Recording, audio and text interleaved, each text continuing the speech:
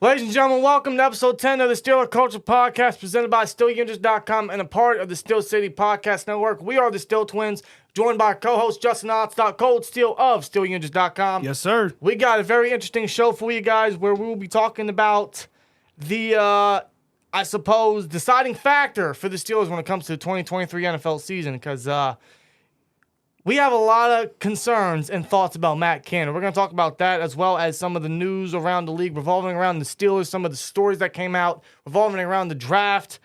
But let's start with Matt Canada because, you know, he's all that's been on my mind, right? Because let's be real, this offseason's been great. I think we ought to give Khan and everyone in the front office, the scouting room, props for a great offseason and a phenomenal draft. Wouldn't you agree? Yeah, it's been one of the best in my books. But like you're getting ready to get into, the biggest question now is Matt Canada going to be able to put it all together offensively? Well, we've already kind of given our opinions earlier in the offseason when Art Rooney II already confirmed that he's returning and the reasons why, which we kind of gave our reasons why he shouldn't. We gave decent proof of why he shouldn't, but nonetheless, he is returning. He has no more excuses after this great Steelers draft. Now, he already had no excuses before. He had no excuses last year. But people found a way to say, oh, well, he had a terrible offensive line. He had a rookie quarterback. But the year prior, they said, oh, he had an aging quarterback, which many of you thought he could still go. But I digress.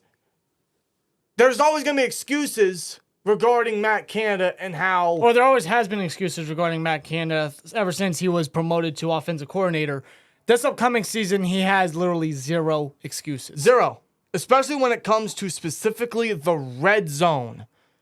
Okay, the red zone percentage last year dropped from 54% in Ben's last year to below 52% with Kenny Pickett. How did he drop with a younger quarterback? I don't understand that. It doesn't make any sense. It doesn't add up. And now you add in the improvement of the offensive line, the drafting of Broderick Jones, the signings of Sayamalu and Herbig, and the guys that are going to remain at center, right guard, and right tackle, right? It's an improved offensive line. And the additions of Allen Robinson before the NFL draft when we traded for him, and the addition of Darnell Washington via the draft. Who's going to be seen a lot in the red zone, not just in 12 personnel and in goal line situations, but... And the supposed growing chemistry and relationship between him and Kenny Pickett, even when they had prior history back in Kenny's earlier days in Pittsburgh. I mean, this is a prove year for Matt Canada.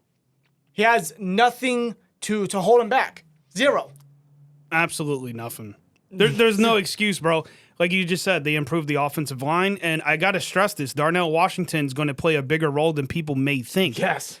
Because he's not just going to be a guy that is an additional tight end to, you know, Pat Freiermuth. He's going to be a part of the running game probably even more. Yeah. Which is what Matt Canada's system seems to be built on. So it seems to be what has saved Matt Canada, especially last year.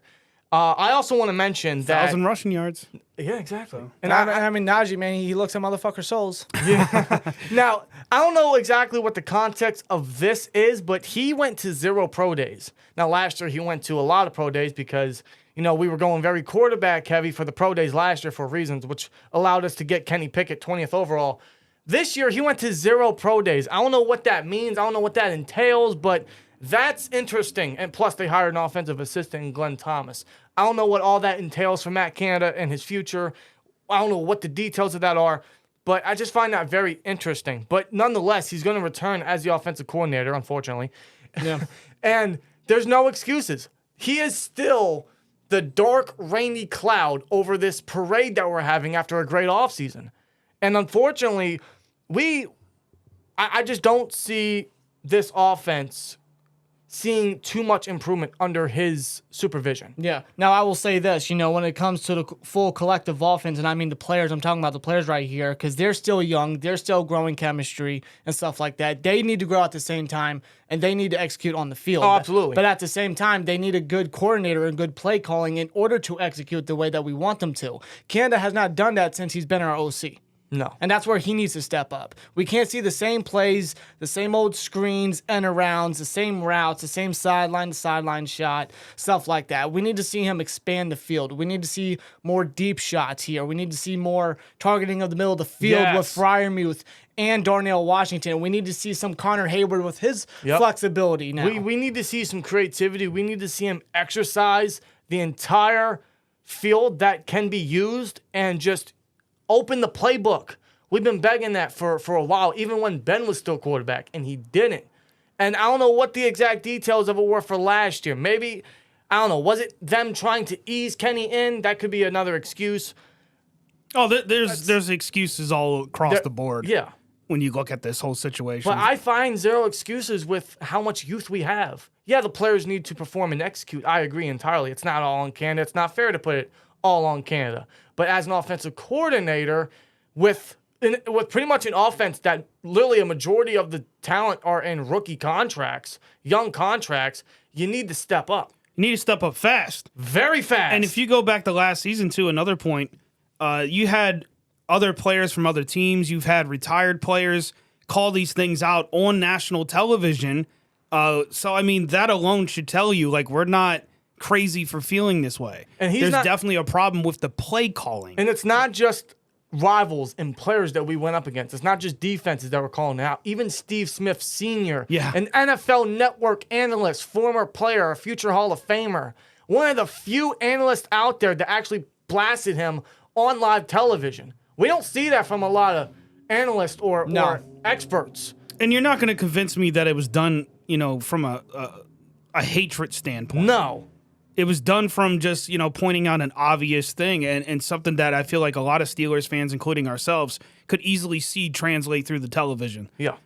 It's definitely something that needs to be addressed this offseason, not just for the Steelers to succeed, but also for the sake of his job. Literally. I mean, like you just pointed out, he didn't go to any of the draft stuff. The pro days now. None of that. So, I mean, I think that's the Steelers telling him in some way, like, yeah, if you don't do what you got to do this offseason and going into next season, you're done. Absolutely. You're done. And I think that's where the addition of Glenn Thomas comes into play, because that's something that Canada did not have last year, was a true assistant coach on offense. And that's something that the whole group entirely, not just Canada, the players at the same time, that's what they need. And I think that will help the offense to a degree. I just hope that the Steelers don't think of him or even our quarterback's coach, Mike Sullivan, as Canada's potential replacement if Canada doesn't perform. That just, what you just said, it just breeds like two guys that aren't getting along through an entire season.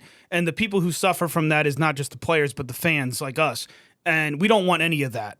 We want these two guys to be able to work together and be effective and try to get back to the playoffs and hopefully even win a championship. Yes. So they got to be working together. You don't want them coming into the season thinking that this guy's going to replace Matt Canada. Hopefully they do a good job at bringing this guy in to help Matt Canada, to assist him. That's his job position, assist him. Yeah. And there's no weird stuff going on when the season comes.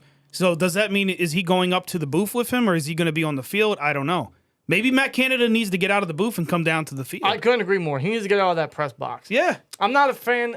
It's never been a pet peeve of mine with the NFL, but honestly, it's just a different environment when you're actually physically on the field and you can communicate with your quarterback. Right. Yeah. It's definitely, I mean, I grew up back in the 90s. You've seen that a lot, like guys up in the press boxes. But I do feel like being on the field, being able to like be a hand away from, your players, being able to touch them on the shoulder pads and get them back on par if things are not going their way, or, if you want to be able to celebrate stuff with the team. Those things are very important. And it goes into what Tomlin's been talking about this week about building a family atmosphere. If you got a guy that's all the way up in a booth, it doesn't really feel family-like. It just feels like you're talking to somebody on the phone. And I know that sounds crazy, but I do think that's one of the adjustments he needs to make going into the season. Yeah, I mean, that's just one of what I think is many for Matt Canada. We're not fans of Canada coming back. Honestly, I think I speak for the three of us when we say we don't trust him, but we have no choice. We have no choice, and even though we didn't like the idea of him coming back, I think we all agree. We kind of hope that he does succeed, though. Of course. At the end of the day, that's all we hope for. Yeah. We hope the man steps up. We hope that he does better and maybe even sticks around if he shows that, hey, he has improved. He's opened up the playbook more. He's being a bit more aggressive. But all three of us, and I'm sure some of you viewers right now, are not going to be holding your breath on that. No. As we shouldn't. No. Because this is Matt Canada we are talking about. But the Steelers this year, they're making it obvious. I mean, Art Rooney's been saying for the last 2-3 years now that they want to run the football, and they really improve that a lot. They've improved that dramatically. Yeah. And it's part of our DNA. And if there's something that has kept Canada around, it's because he can provide a good running scheme. Yeah. I will say though, to kind of counteract that, and not exactly discredit Matt Canada. I don't want to entirely discredit him. I'm not trying to be a Canada hater, okay? I'm just a fan of the team that's not seeing a lot of success under the coordinator. So, right. I think it's fair for us to give proper criticism to the coordinator. But, and not to discredit Canada, but I did see reports late last year that Pat Meyer, our offensive line coach, had a hand in assisting the running game offensively. So, I don't want to discredit Canada, but I think that's worth noting. They're going to run the ball a lot this year. We know that.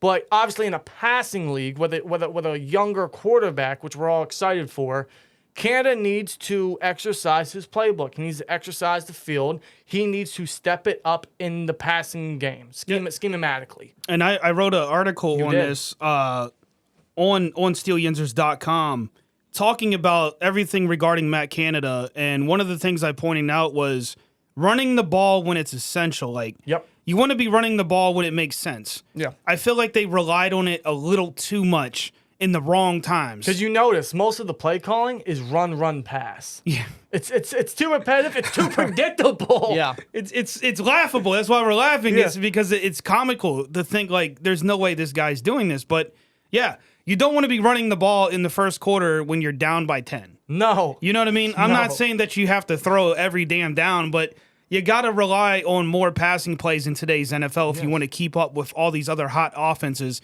especially in the AFC North. 100%. So run the ball. We already know we can do that, right? We've improved it, not just last year, but this year. I think, in the offseason, we've seen players coming in. Of course, it has to translate on the field. But on paper, it looks like we improved.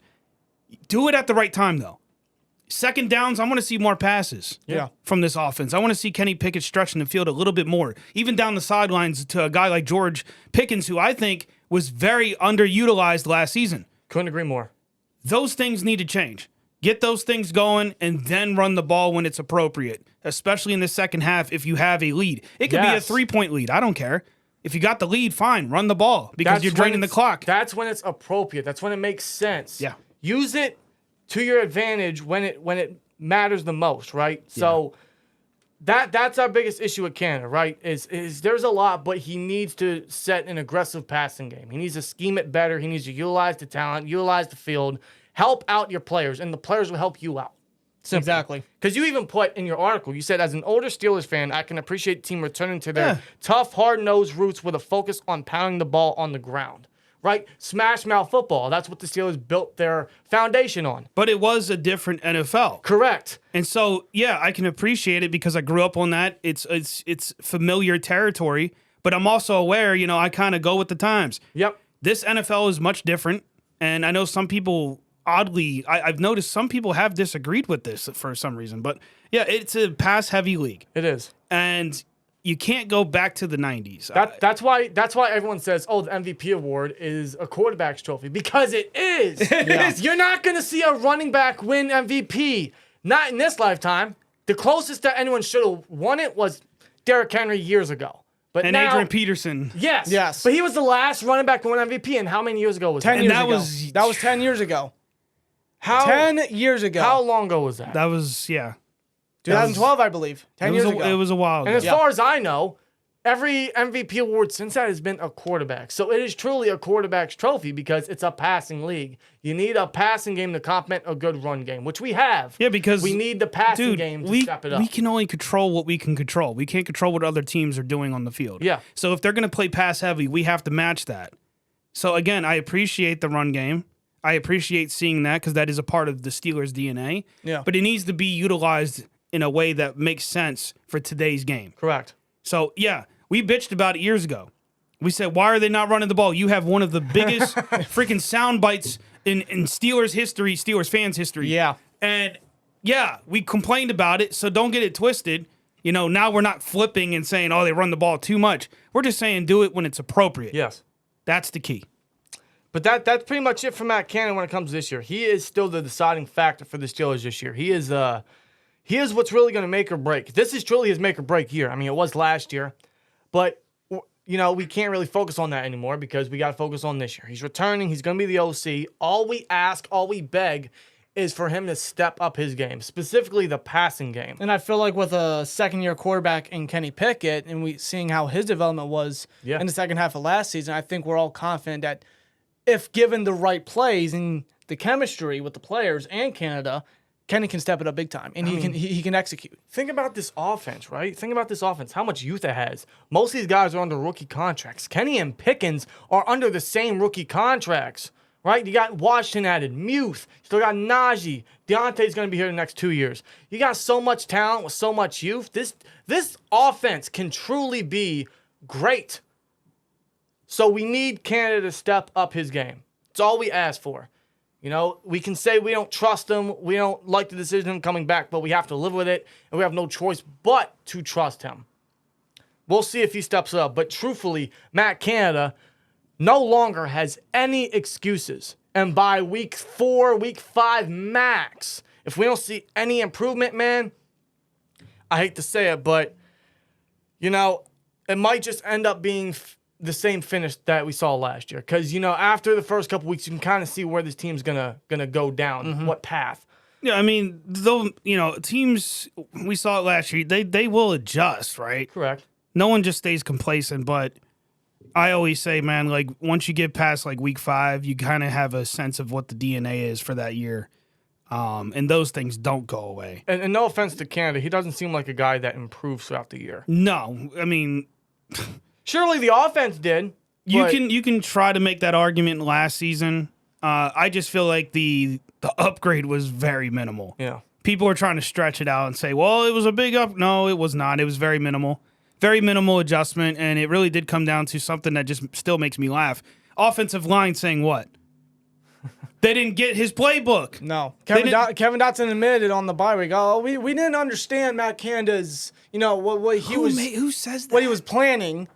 What he was trying to write up until after the bye week. It's Bro, you should have kept that one. What were you doing? What were you doing the first half of the season? You should have kept that one tucked in the brain, bro. I wouldn't be coming out telling anybody Kevin Dotson blatantly admitted, we don't know what we're doing. Dude, he literally exposed Matt Canada. He exposed the Steelers offense. But he exposed himself, too, in the same breath, because it's like, if you don't understand something, don't wait till, like, halfway through the season to be like, this ain't making sense. Can you help me figure this? Like, what? Yeah. Whatever. Let's get off that. Yeah, I mean, that's enough of Matt Canada. We're probably going to continue to talk about him throughout the offseason and small factors. But once it comes towards the actual NFL season, we shall see if Canada himself steps up his game. And we know the potential this team has this year, but... And again, we do hope he does improve. Yeah. We are rooting for him. It's just we're based off, what we've seen so far and just showing our frustrations, I guess. Exactly. Pretty much. But moving on, man, we got to talk a little bit more about the draft class. We're not going to go too much in depth, but the draft class was great this year. We can all And we agree will on that. over the offseason. Yeah, I mean, from a talent aspect, from a prospect look, from a value look at it, this is the best draft class, at least for my lifetime, that I've experienced, but especially for the Steelers in years.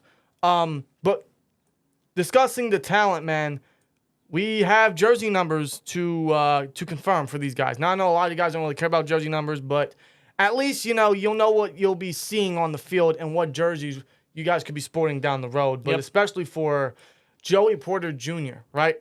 Big one. The dream would have been 55, but obviously that's held by Cole Holcomb. But obviously, and that would be a very strange number for a cornerback. Yeah. So, but they also can't wear numbers like that. That's not within the NFL limits. No. But he will be wearing Uncle Ike's number, 24. Which I like. I personally like it. I love it. Yeah, I think that's going to be a good fit. That's going to be a good look. It's just going to be great seeing number 24 in the secondary again. Yeah. But sporting it, with someone like Joey Porter Jr., living that legacy, making his own legacy.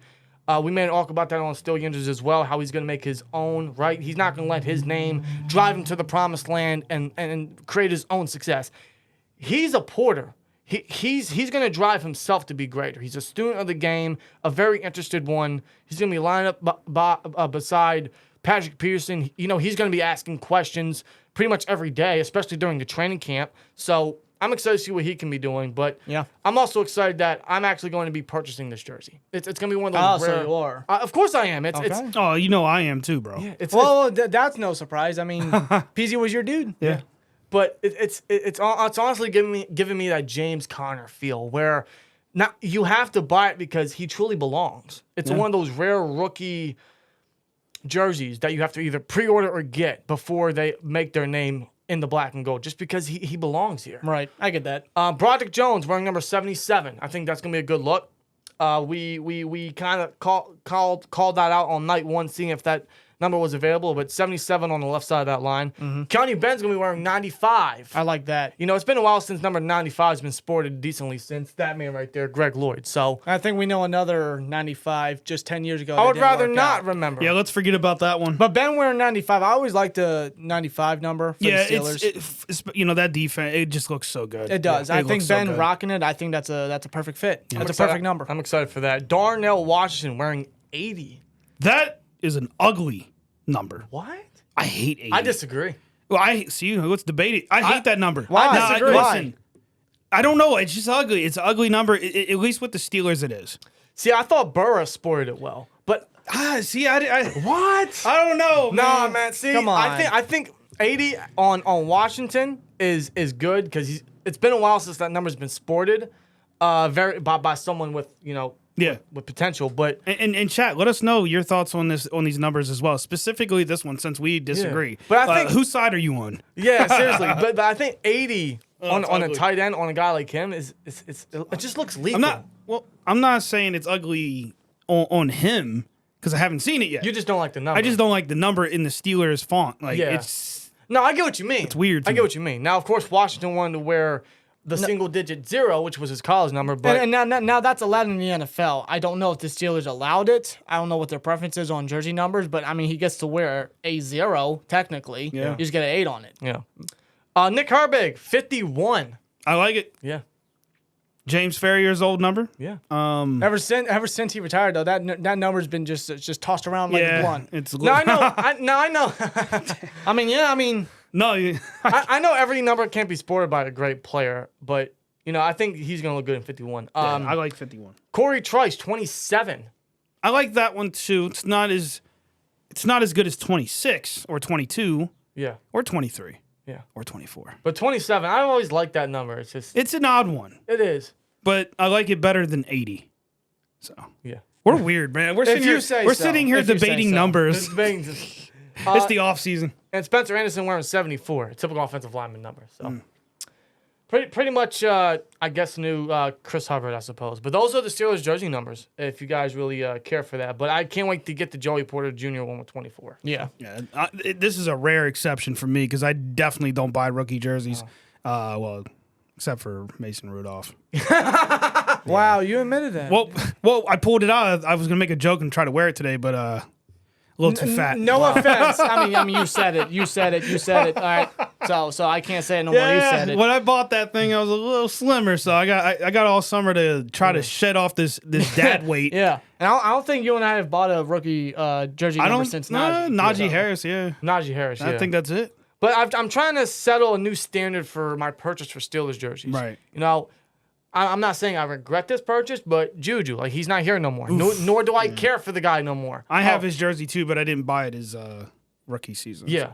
so. But it's just, I'd rather have Steelers jerseys where they're here or they've made, great plays or made a legacy for us, right? So that's the kind of standard I'm trying to get with the Steelers jerseys now, with my future purchases. But Joey Porter Jr. is just an exception for obvious reasons. Yeah. Speaking of receivers, man, we have some mini camp news for the Steelers where they will be inviting Hakeem Butler, wide receiver for the St. Louis Battlehawks of the XFL. Now, Hakeem Butler, who came out of, what was it? Iowa State in the 4th round of the 2019 NFL draft by the Arizona Cardinals.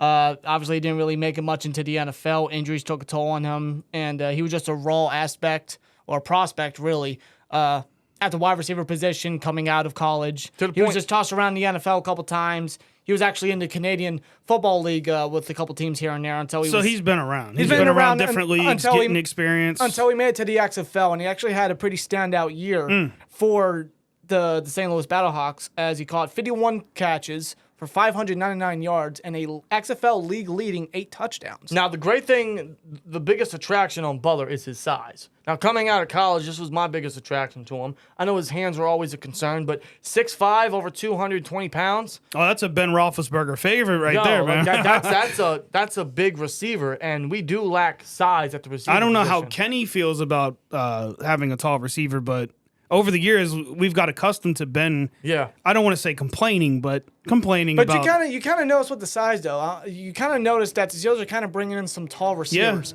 Yeah. You know, Pickens is a tall guy. Robinson's a tall guy. Washington's a massive guy. Yeah. Freiermuth's got size. People are going to sleep on this guy until the season comes. You just wait. How did this man fall in the 3rd round? I don't and we'll know. talk more about it in a later discussion. He's starting. He's morphing into like one of my favorites, if not my favorite. We got him at Which 90. is weird. We got him at 93. At one point, we were supposed to get him at 32. We got him 61 picks later. Again, great value for him. Yeah. It makes up for the Creed Humphrey failure Surely. for me. Surely. For you, yeah. Yeah, because I'm butthurt over that. To get back on track, Hakeem Butler, this could very well be his way to get back into the NFL. Yeah, I mean, if he does well, the Steelers will surely sign him as a camp body, see what he can do. But if he stands out, he could be a very nice depth piece as an outside corner for the size factor. As a corner receiver for the Steelers, because He'll definitely outsize cornerbacks, that's for sure. Well, clearly that's the big thing there. But this could be his way to get his way back into the NFL. So good on him, and I hope he succeeds. And we'll see what he does if he does get a Steelers contract. And speaking of Steelers camp, actually just now the dates were actually announced for the Steelers. The Steelers officially announced rookie mini camp will be held May 12th to the 14th. Okay. Team OTAs, the OTAs will officially. The dates are officially set, beginning May 23rd all the way to June 8th. And Steelers mandatory camp will be happening June 13th to June 15th. So the dates are officially announced. So, But no training camp news yet. No, not yet. But as far as OTAs and minicamp, the dates are officially announced just right now by the Steelers. Okay. But some other news that should be coming out, I think this week, is the actual schedule. That should be coming out this week. Yeah, that's coming up.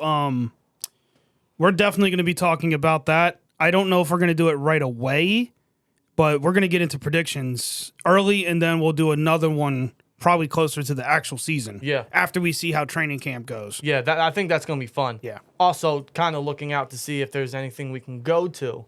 Yeah. Because we got to get to Pittsburgh at least once this year, man. Last year, too, I remember, not to get too off topic here, I'll keep it short. Yeah.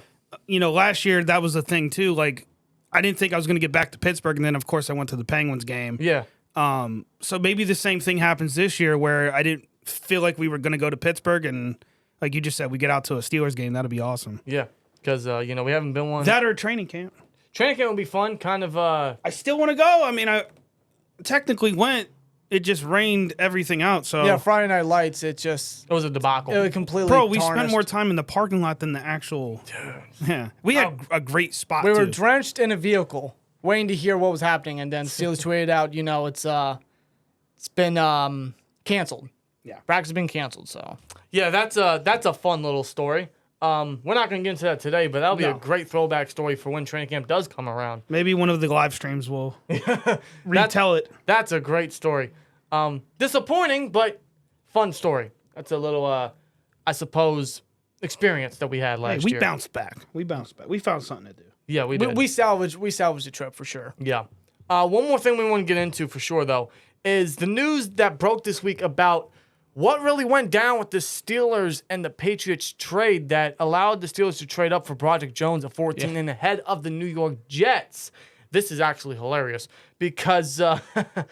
Yeah, Thursday morning, news broke that an anonymous NFL GM had told Jason La Canfora of the Washington Post that Bill Belichick seemingly just wanted to fuck the Jets when he traded with the Steelers during the NFL draft. The GM had stated, and I quote, Belichick did it just to fuck the Jets. He sold low because he knew the Steelers were going to take the kid the Jets wanted to take. Another anonymous executive also said that Bill will try to screw them over any chance he gets. He knew exactly what he was doing. Now, the report also claims that Belichick took a much lesser value trade that he could have gotten in order to allow the Steelers to jump from pick 17 to 14. There was talks that he could have gotten another third-round pick. Now, the Steelers only traded their 17th and their 120th, their fourth-rounder, which they later traded back from 80 to gain a fourth-rounder, which got us Herbig. So it all worked out for the Steelers, but especially for someone like Belichick, who just hates the Jets. So thankfully, he took a much lesser trade just to say, fuck the Jets, to flip the bird to the Jets, to play the Stone Cold to the Vince McMahon to the Jets, just pretty so we much. could get Broderick Jones. But it's not just Belichick that screwed the Jets. You know, I'm gonna go with a Vince McMahon thing here. The Jets screwed the Jets. Because before the NFL draft happened, let's not forget that the Jets originally had the 13th overall pick. But that was before they traded for Aaron Rodgers. They made that trade happen. Which I'm just going to say it now, and I don't care. They may make the playoffs. They probably will. I don't know if they'll get to a Super Bowl, but I just feel like when you make a move like that, it not only looks desperate, but it could be very freaking stupid. It's the Jets. Very stupid. It's the Jets, though. And it cost them. I'm just glad that the Steelers don't do shit like that, man. No.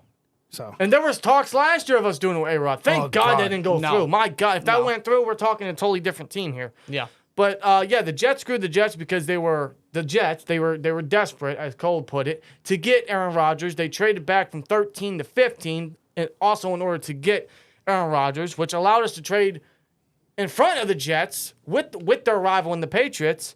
And it got us Broderick Jones. Apparently, the Jets were blindsided and flabbergasted by it. Like, yeah, and apparently the report also claims that the Patriots actually could have gone a third rounder from another team instead, but took lesser value because Belichick doesn't like the Jets. So when you look at what happened, what the Jets did to themselves with the Aaron Rodgers trade, Belichick wanted to screw him over. The Steelers taking advantage of that and seeing what we did day two, falling back into third, getting an extra fourth, and seeing who we got in return of those picks with the value that we got them at, it just worked in favor for the Steelers. It worked in favor for the Steelers, and if you're one of those people that is very upset about them trading with a quote-unquote enemy, grow up. This is a business, and it was a great move by the Steelers. I am very happy they did it, and they got to screw the Jets, but more importantly, we got a guy that we really needed. And you got to think, man, if the Jets didn't do that, we would obviously have to trade in front of them with the 12th pick, which would have cost more. So at the end of the day, we truly have to give thanks to the New York Jets. Like, truthfully. Because if they didn't make the A-Rod trade, we're not talking Broderick Jones being number 77 for the Pittsburgh Steelers protecting Kenny Pickett. We're not. Who knows who we could be talking about right now, honestly. I mean, we could be still talking about that, but... You see, everything pans out, man. You know, you got teams that are stupid and make mistakes, and it allows teams like us to take advantage of it. Yeah. So again, all the Steelers traded was the 17th pick and the 120th. And they still got a fourth rounder, which got us Nick Herbig. Everything just fell in favor for the Steelers. All the cards just... And they're not even done with this roster. They're not. No, they're not. They still have room to fill. They still have spots to fill up. They have guys they could still sign. Maybe a third quarterback. Maybe another inside linebacker, because that's the one position the Steelers didn't take in the draft that we thought they would. They looked at some of the main guys for day two. Trading back from 80 to 93 cost them 3 guys they could have taken, but that's still a position they have yet to address. I've also heard, that the Steelers could be looking at seeing how Herbig does at inside because of his small stature for the NFL level. Yeah. And that they could also still be exploring signing another edge rusher. So that's a possibility. Interesting. That's still a possibility. I've been hearing some talks about that online. So the Steelers are exploring literally all possibilities, which is a great thing. It means that they're not done, nor should they be. Are they also really... I don't say putting all their eggs in one basket on him, but are they really in favor of Mark Robinson in his second year? I don't know. I don't know either. I mean... See, these are still topics and discussions that we can talk about throughout the whole offseason. Yeah, because things are going to, just like when we did the draft process, each month things are going to switch and change and morph and either, improve or get worse. We'll have to wait and see. Yeah. But one thing's for sure, we will definitely keep you guys covered with everything. So. Oh, absolutely. Yeah, you got it. The Steelers are still going to make things happen. There's still going to be news going around. So, yeah, the offseason is going to be long and exhausting. It might be even a little bit dreadful, but there's still going to be stuff to talk about. That's for sure. The Steelers and Omar Khan and company aren't done. Once training camp and everything comes closer, everything's going to start circulating. And we're going to have a lot of coverage, not only on the channel here, not only on your Steel Yingers channel as well, but obviously SteelYingers.com. So we're going to have a lot of stuff posted there in the coming days and months as we lead up to training camp. And anyway, guys, that is episode 10 of the Steeler Culture Podcast. If you like what you saw, please do us a favor. Hit that like, hit that subscribe, turn on the bell for notifications. Follow us on Twitter at SteelTwins. Follow Steel Yingers on Twitter at Steel Yingers. And please, as always, like, comment, subscribe, and we'll see you later. Peace!